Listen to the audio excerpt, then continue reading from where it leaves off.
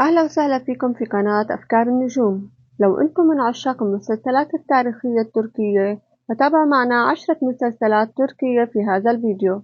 وقبل ما نبلش، لو أول مرة بتتابعوني لا تنسوا تشتركوا بالقناة وتعملوا لايك وتضغطوا على زر الجرس ليصلكم كل جديد.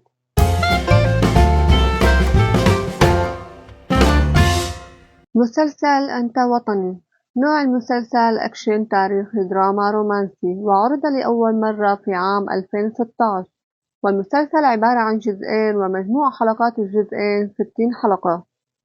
يحكي المسلسل عن حقبة حرب البلقان الأولى، ويعرض أحداث احتلال مدينة أزمير التركية في عام 1912 من خلال عرض قصة القائد العسكري جودات وزوجته. ويحكي عن جندي عثماني خان الجيش العثماني وأصبح يعمل وحيدا مع مصطفى كمال للتحرير من الاحتلال اليوناني، حيث يعمل الجندي برتبة جنرال في الجيش اليوناني، ويوصل أخبار وخطط الجيش اليوناني إلى المقاومة التركية. مسلسل المؤسس عثمان. نوع المسلسل دراما أكشن تاريخي حربي، وعرض في عام 2019. والمسلسل عبارة عن 4 أجزاء ومتوفر بالدبلجة العربية. بعد النجاح الكبير الذي حققه مسلسل أرطغرل الذي استمر ل5 مواسم كاملة، تم العمل على مسلسل قيامة عثمان ليكون تكملة لمسلسل أرطغرل الشهير، حيث يحكي قصة الغازي عثمان بن أرطغرل والمعارك التي خاضها لتأسيس الدولة العثمانية. ويعرض أيضا الصراعات العديدة التي خاضها عثمان بن أرطغرل ضد التتار والصليبيين والفرس والروم، بالإضافة إلى خلافاته مع قبيلته، ليثبت أنه خليفة والده مع المناوشات والخلاف الدائم مع عمه دوندار. وأيضا بتدور أحداث المسلسل عن نهضة الدولة ونقلها من الفقر والضياع إلى القوة والصلابة من خلال عثمان، وهو ثالث وأصغر أبناء أرطغرل، يخلف عن أباه الحكم بعد وفاته، ويسير على خطاه ليحقق انتصارات عظيمة ويقوم بإنشاء الدولة العثمانية الكبرى.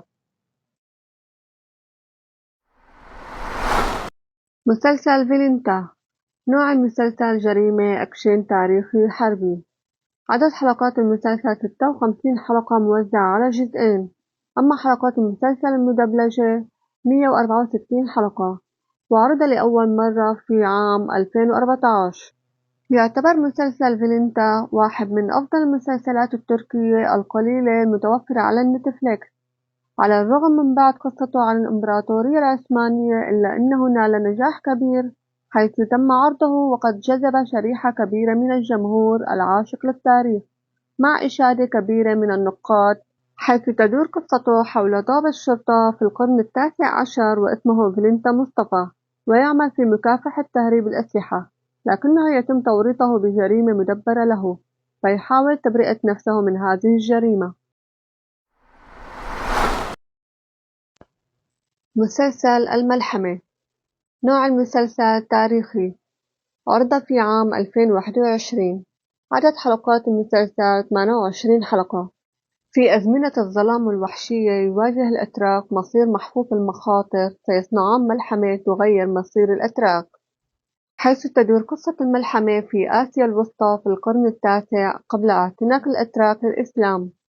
ويحكي العمل عن قصة فتاة يتيمة تعيش في مخيم جبلي اسمها آكيز، وهي فتاة محاربة صغيرة تعيش مع قبيلتها. وتقع آكيز في حب شاب اسمه باتوغا، وهو ابن الملك الباغو خان الذي قتل والدها وسبب بإعاقة ابنه وهو صغير، حيث تعرض لحادثة مفجعة.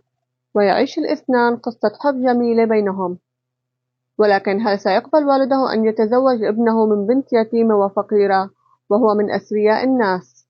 وهل أكيد سوف تنتقم لموت والدها؟ هذا ما تكشفه أحداث العمل المثيرة والشيقة التي تعرض على قناة ATV التركية. مسلسل السلطان كوثم. نوع المسلسل دراما أكشن تاريخي ورومانسي. عدد أجزاء المسلسل جزئين، وعدد حلقاته 60 حلقة، وعرض في عام 2015. والمسلسل متوفر بالدبلجة العربية. يحكي المسلسل عن قصة تاريخية جديدة تبدأ أحداثها في القرن ال17 بعد صعود السلطان أحمد على العرش العثماني. يركز المسلسل على حياة السلطانة كوثم التي كان اسمها أنستازيا، قبل أن يتم خطفها وليغرم بها السلطان أحمد الأول، قبل أن تقعد على كرسي العرش وتصبح أول سلطانة تحكم الدولة العثمانية بشكل قانوني ويكون لها تأثير كبير في الديوان. ونال المسلسل نجاح كبير خارج تركيا بسبب شهرة الممثلة برين سات بطلة المسلسل التي تؤدي دور سلطانة كوسم.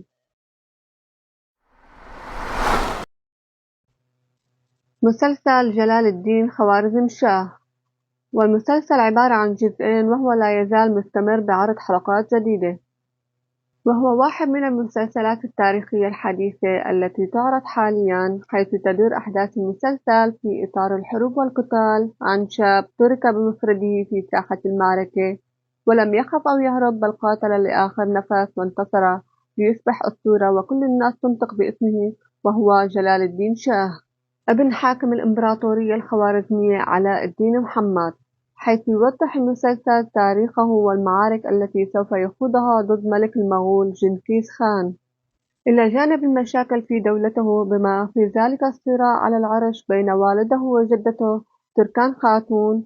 المسلسل يعرض كل أسبوع حاليا. مسلسل قلب أرسلان، نوع المسلسل خيالي تاريخي أكشن دراما، عرض عام 2022 والمسلسل لا زال يعرض حتى الآن. تدور قصة المسلسل التركي قلب أرسلان حول حياة السلطان الثاني للدولة السلجوقية، القائد العسكري الذي تمكن من إدارة وصول الأتراك وصراعهم من آسيا الصغرى إلى الأناضول، وتولى السلطة من الدولة السلجوقية خلال فترة صعبة من تأسيسها، إذ تمكن من إلحاق الهزيمة بالجيش البيزنطي في واقعة ملاذكرت، وفتح أبواب الأناضول أمام الأتراك عام 1071 من خلال تصميمه وشجاعته وإيمانه وبعد نظره واستراتيجيته الحربية التي طبقها. وهذا العمل التاريخي يكمل منجزات الدولة السلجوقية بعد أن تعززت وقادرة على الدفاع عن نفسها. مسلسل القرن العظيم، ومعروف أيضا باسم حريم السلطان، وهو مدبلج باللغة العربية. نوع المسلسل سيرة ذاتية، حب، تاريخي وحربي، وعرض في عام 2011 وعدد الأجزاء 4 أجزاء. يعتبر مسلسل القرن العظيم واحد من أشهر المسلسلات التركية التي تم دبلجتها تحت اسم حريم السلطان، ونجح نجاح باهر خارج تركيا، حيث تم عرضه لأكثر من 150 دولة حول العالم، وتم عرضه على التلفزيون التركي على قناة ستار تي في، حيث لفت انتباه الجمهور بسبب كثرة الممثلين العمالقة المشتركين في العمل وشغف لمعرفة القصة التاريخية كاملة عن السلطان سليمان القانوني، حيث تدور أحداث المسلسل حول قصة حياة السلطان القانوني منذ بداية حكمه حتى وفاته، حيث يوضح المعارك التي خاضها خلال فترة حكمه، وحقق العديد من الانتصارات، بالإضافة إلى الأحداث الدرامية والمؤامرات التي تحدث داخل الحرملك الخاص به.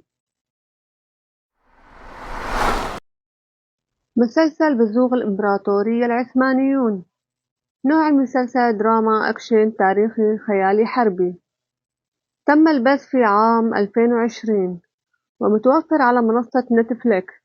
المسلسل عبارة عن جزئين وعدد حلقات كل جزء 6 حلقات.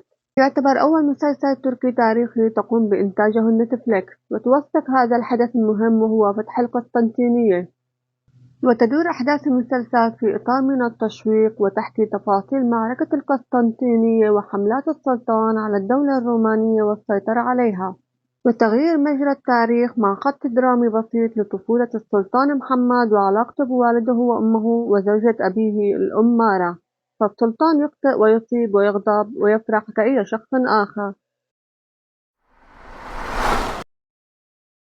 مسلسل قيامة أرطغرل، عدد المواسم 5 أجزاء، وهو مسلسل تركي تاريخي ومدبلج. نوع المسلسل دراما تاريخي حربي مغامرة وأكشن، وعرض في عام 2014. والمسلسل يعتبر من أقوى المسلسلات التركية التاريخية التي انتشرت في العالم الإسلامي، وهذا المسلسل يجسد الرحلة البطولية لوالد الإمبراطورية العثمانية أرطغرل، وهو والد عثمان الأول. وتدور قصة المسلسل حول تأسيس الدولة العثمانية والتي حكمت العالم مدة 6 قرون، وتدور أحداثه حول سيرة حياة وكفاح الغازي أرطغرل بن سليمان شاه في القرن الثالث عشر للميلاد، والذي يعتبر واحد من محاربي قبيلة الكاي التابعة لأتراك الأوغوز المسلمين، ليصبح فيما بعد قائدا للقبيلة وأميرا للقبائل. كما يعرض الطريق الصعب لقبيلة الكاي التي زرعت بذورها من أقصى الشرق إلى أبعد ما يكون في الغرب، مركزا على المعارك والحروب التي دارت رحاها بين محاربي هذه القبيلة وفرسان المعبد والمغول والصليب، والنضالات المليئة بالقوة والإيمان التي قام بها أفرادها في مواجهة الصعوبات والتحديات.